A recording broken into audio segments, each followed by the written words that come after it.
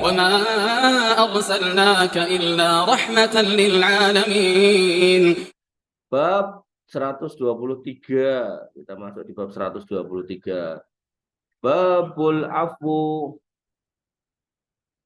was sofhaan an-nas. Bab tentang memaafkan dan berlapang dada kepada orang lain. Ya.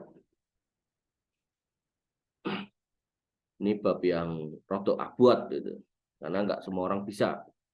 An Anasin radhiyallahu an, dari Anas radhiyallahu an, anna Yahudiyatan, ada seorang wanita Yahudi atatin Nabi sallallahu alaihi wasallam, mendatangi Nabi SAW bisyatin masmumatin, dengan membawa daging kambing yang sudah diracuni.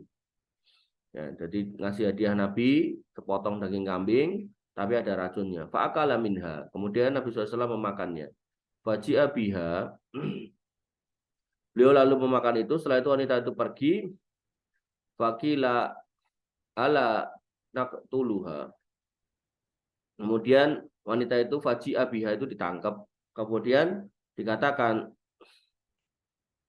dan dibawa ke hadapan Nabi SAW, kemudian dikatakan gimana kalau kita bunuh aja gitu. Artinya ditanyakan apakah ini hukumannya dibunuh.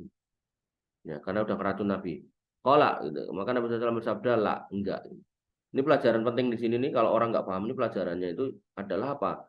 Membunuh seseorang ya dalam struktur negara itu harus dapat izin pemimpin negara. Dalam hal ini para sahabat tuh kalau mau membunuh orang itu tanya sama Nabi SAW, nggak asal bunuh. Ya, nggak asal bunuh. Ya. Dulu ada sahabat yang ketika Nabi SAW mau mengirim pasukan ke Fathul Makkah, ya, dia masih punya keluarga di Mekah. Nah, kemudian dia khawatir gitu loh, keluarganya nanti kenapa-kenapa, kemudian dia ngirim surat ke keluarganya bahwasanya akan ada penyerangan besar-besaran dari Madinah. Nah, orangnya ditangkap. Umar radhiyallahu an mengatakan ini orang munafik, saya bunuh ya Rasul gitu. Nanya gitu. Umar sekeras itu orangnya pun nanya gitu loh. Nggak kemudian langsung main bunuh gitu ya.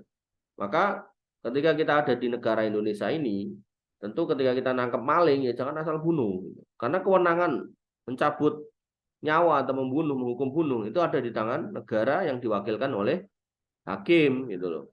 Maka silakan ditangkap ya, nek kepepet DM Melayu digebuk sidik ya ora apa-apa lah. Tapi kalau udah ketangkap, udah keiket kok jadi keprui sampai mati ya ini nggak boleh gitu. Ya. Makanya kita kalau paham benar tentang fikih, kita akan ngerti pertanyaan-pertanyaan ini nggak cuma sekedar tanya. Ini ada muatan hukumnya. Makanya kalau kita sering baca hadis itu akan kita temukan para sahabat itu kalau mau ngapa-ngapain nanya Nabi. Boleh nggak kita bunuh ya Rasul? Boleh nggak kita ginikan ya Rasul? Jadi nggak asal itu. Itu menunjukkan mereka itu selalu bertanya kepada Nabi Muhammad SAW sebagai pemimpin negara waktu itu. Wajib abiha, kemudian orang itu didatangkan kepada Nabi SAW. Fakila ala naktul. Kemudian dikatakan kepada Rasul, gimana kalau kita bunuh? Gitu. Maka beliau mengatakan la. Gitu. Qala wa maziltu a'rifuha fi lahamati Rasulillahi Shallallahu Alaihi Wasallam. Saya dapat mengetahui apabila penyakit akibat racun tersebut kambuh dengan melihat langit-langit mulut lidah Rasul Shallallahu Alaihi Wasallam. Ya, poinnya adalah Nabi Shallallahu Alaihi Wasallam memaafkan wanita Yahudi itu. Ya, walaupun dalam cerita yang lain atau dalam buku sirah yang lain tuh orang Yahudi ini dihukum mati. Gitu. Tapi dalam hadis ini kita baca fokus di hadis ini, di sini Nabi SAW memaafkannya karena sudah ngasih racun. Bayangin diracun itu dimaafke gitu loh. Ini kalau orang nggak benar-benar hatinya jebar banget itu susah. Gitu. Ya. Hadis 244 An Wahb bin Kisanin, dari Wahab bin Kisan. Qala, beliau berkata, sami'tu Abdullah bin Zubair. Aku mendengar Abdullah bin Zubair. Abdullah bin Zubair ini anaknya Zubair bin Awam. Abdullah bin Zubair ini pernah ketika Muawiyah radhiyallahu anhu meninggal, beliau mengangkat diri menjadi khalifah. Tapi kemudian diserang sama Yazid bin Muawiyah gitu. Dan kemudian beliau menyerahkan kekuasaan Mekah dan sekitarnya kepada Yazid bin Muawiyah. Yaqulu alal mimbar, Abdullah bin Zubair ngomong di atas mimbar, khudil afwa wa'mur bil urfi wa'arid anil jahilin. maafkanlah, khudil afwa, ambillah pengampunan, maafkanlah orang, kan? Jadilah pemaaf. Wa'mur bil urfi, dan perintahkanlah orang untuk mengerjakan yang ma'ruf, ya, urf, ma'ruf, gitu kan. Wa'arid anil jahilin, serta berpalinglah dari orang-orang bodoh. Ini perintah Allah ya. Jadi biasakan diri belajar untuk memaafkan, kemudian belajar untuk biasa mengajak orang pada kebaikan, dan nek wong ra cetha ngumpul ora usah melu nimbrung. Enek wong main gaple sumingkir, enek wong main dadu sumingkir, ora usah melu nimbrung. Kecuali kita mau mendakwai dan kita punya ilmunya dan tahu caranya, sumonggo. Nah, tapi kalau kita cuma mau basa-basi, kita ikut nimbrung di lingkungan mereka yang mabuk, ya lama-lama kita ikut mabuk gitu. Ya. Maka kita harus paham kalau ini Allah yang memerintahkan, gitu kan. Ya, wa'arid anil jahilin, dan berpalinglah dari orang-orang jahil. Qala, dia berkata, si Abdullah bin Zubair, wallahi ma amara biha ay antuk khud antak khuda illa min akhlaqin nas. Demi Allah, aku pasti akan menjadi pemaaf kepada mereka, ya, kepada manusia. Wallahi la akhudannaha minhum masahibtumhum. Selama aku masih bergaul dengan mereka, aku akan menjadi pemaaf buat mereka. Ya. Tidaklah Allah merintahkan menjadi seorang pemaaf kecuali dari akhlak manusia, gitu.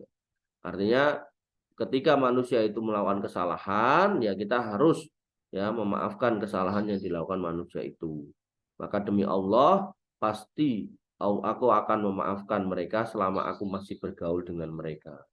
Artinya ketika Allah sudah merintahkan khudil afwa wa'mul bil ma'ruf, jadilah pemaaf, maka Abdullah bin Zubair bersumpah demi Allah, tidaklah Allah memerintahkan seorang untuk memaafkan kecuali memaafkan karena manusia itu suka salah, gitu loh. Maka demi Allah juga Abdullah bin Zubair bersumpah, aku pasti akan menjadi pemaaf selama aku bergaul dengan manusia. Ya, nek gaule karo wedhus ya mungkin enggak, gitu kan. Tapi kalau ini gaulnya masih sama manusia, maka aku akan terus menjadi pemaaf. Itu Abdullah bin Zubair. Makanya begitu terjadi pertumpahan darah antara Abdullah bin Zubair dengan Yazid bin Muawiyah, Abdullah bin Zubair memilih untuk meletakkan senjata dan meletakkan kekuasaannya agar kemudian kaum muslimin tidak banyak menjadi korban, gitu ya. Jadi nanti kalau kamu jadi calon presiden kok kira-kira ning ngisor, ya toh, ning akar rumput terus parah gitu kan, ya mendingan kamu wis aja do padu, aku tak sing mundur, nah, gitu. Itu kesatria tuh, keren tuh, gitu. Ya, jangan kemudian justru memaksakan diri, serbu, gitu. Akhirnya mati 20 orang, gitu kan. Dan kayak kasus kemarin tuh kan. Hadis nomor 245, An Ibni Abbasin radhiyallahu anhu qala, dari Ibnu Abbas radhiyallahu anhu beliau berkata, qala Rasulullah SAW, bersabda Rasul sallallahu alaihi wasallam, alimu, ya, ajarkanlah, wa yassiru, mudahkanlah, wala tu'assiru, dan jangan persulit. Wa idza ghadiba ahadukum falyaskut, kalau seorang di antara kalian marah, maka hendaklah diam. Nah, dalam hadis lain dikatakan marrotaini, ini diulangi, gitu kan. Ya, diulangi 2 kali. Alimu, ajarkanlah, ya, ajarkan yang baik-baik. Wa yassiru, nek di urusan permudah, jangan kayak sebagian orang punya pendapat kalau bisa dipersulit kenapa dipermudah, ini salah.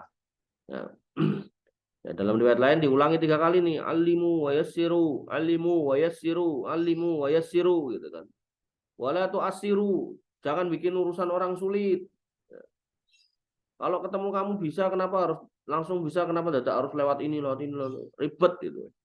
Kamu udah dapat izin dari asisten saya belum? Nah, ribet gitu kan. Ya, kemarin saya nemuin pimpinan paling tinggi, saya teman WA, oke Mas, siap, ayo ketemu, ngopi kita. Itu tuh pemimpin yang baik itu kayak gitu. Jangan kemudian membuat prosedur-prosedur yang menyulitkan orang untuk kemudian menyampaikan pendapat, gitu. Wa idza ghadiba ahadukum falyaskut. Kalau di antara kalian ada yang sedang marah, ya jangan dilampiaskan, coba diam dulu. Coba diam dulu, tarik napas panjang-panjang, ya istighfar yang banyak, ya. Biar plong, gitu. Ada orang yang marah, begitu marah itu langsung stroke, gitu. Demikian yang bisa kita sampaikan dan kita diskusikan. Kurang lebih mohon maaf. Assalamualaikum warahmatullahi wabarakatuh. Assalamualaikum warahmatullahi wabarakatuh.